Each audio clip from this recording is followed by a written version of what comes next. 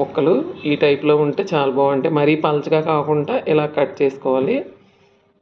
అలాగే ఒక 2 పెద్ద ఉల్లిపాయలు కట్ చేసి పెట్టుకోవాలి చిన్న చిన్న ముక్కలుగా.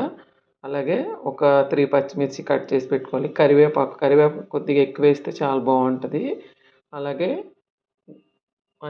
అలాగే పప్పులు శనగపప్పు, మినపప్పు, జీలకర్ర, ఆవాలు.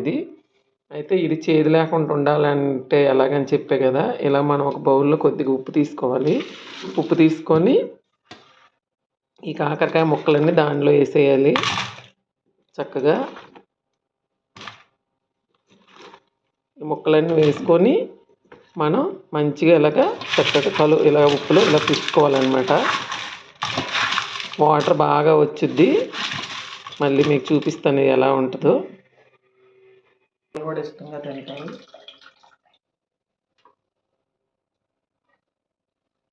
చక్కగా చూసారా, ముక్కలు కూడా ఎలా అయిపోతాయి.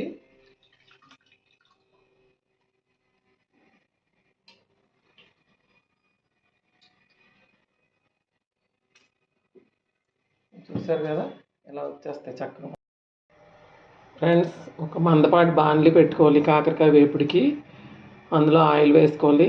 ఇది వేరుశనగ నూనె. వేరుశనగ నూనెతో ఫ్రైస్ అవన్నీ చాలా బాగుంటాయి. ఇది మేము గానుగ దగ్గర తెచ్చుకున్నాం ఈ ఆయిల్.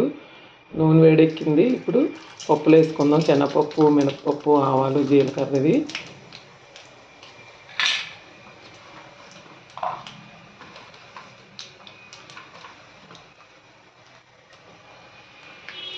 అవి చక్కగా ఫ్రై అవుతున్నప్పుడు మనం చిన్నగా కట్ చేసి పెట్టుకున్న ఆనియన్స్ వేసుకోవాలి. అదే ముక్కలు.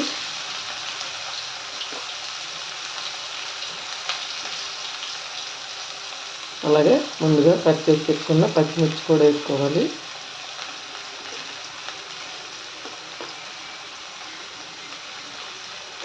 ఒకసారి కలుపుకుందాం మొత్తం.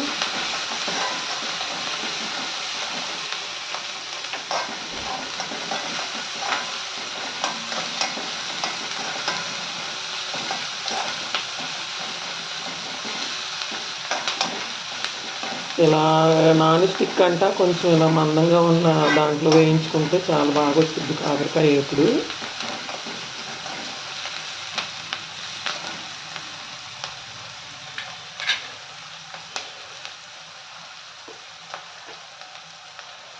ఉల్లిపాయలు కొంచెం ఇలా మగ్గుతున్నప్పుడు కరివేపాకు వేసుకోవాలి. కొంచెం ఎక్కువ కరివేపాకు వేసుకుంటే బాగుంటుంది కాకరకాయ వేపుడు. అలాగే ఇది తీయకుండా చక్కగా ఫ్రై అయిపోతుంది కదా, అన్నంలో కలుపుకొని తినేయచ్చు. హెల్త్కి కూడా మంచిదే కదా కరివేపాకు.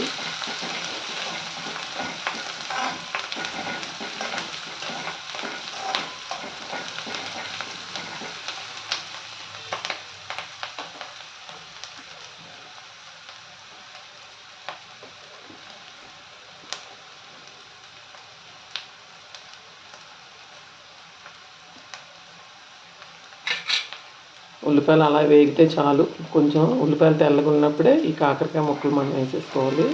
లేకపోతే ఉల్లిపాయలు కాకరకాయ ఫ్రై అయినప్పటికీ మాడిపోతాయి అవి. అందుకనే ముందుగానే వేసుకోవాలి.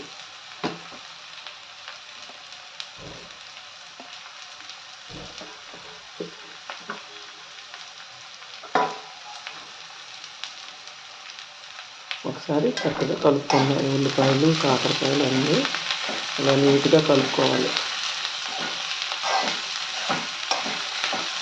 ఫాస్ట్గా అయిపోతుంది ఫ్రై కూడా.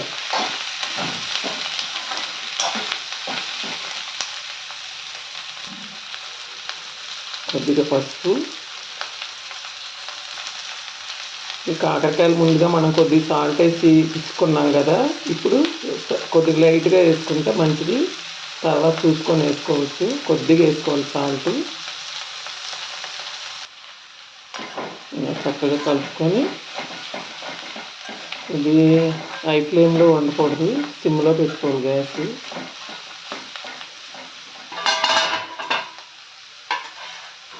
మూత పెట్టుకుందాం.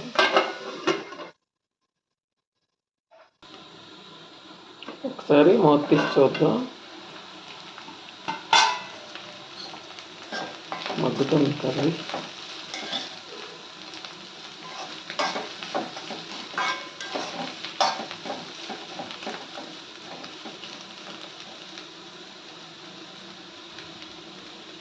ఇంకా కొంచెం మగ్గాలి. కర్రీలో సరిపడా కారం వేసుకున్నాం ఇప్పుడు.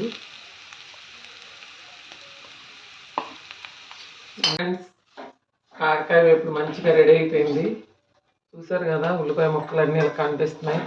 ఈ కాకరకాయ వేపుడు అయితే పిల్లలు పెద్దలు అందరూ చాలా ఇష్టంగా తింటారు. చేదు ఉండదు, హెల్త్కి చాలా మంచిది. ఇలా మీరు కూడా ఒకసారి కర్రీ చేయటం ట్రై చేయండి. వేడి వేడి రైస్లో వేసుకొని తింటే చాలా బాగుంటుంది. ఈ కర్రీ మీ అందరికి నచ్చినట్లయితే లైక్ చేయండి, షేర్ చేయండి, సబ్స్క్రైబ్ చేయండి. Okay friends, bye.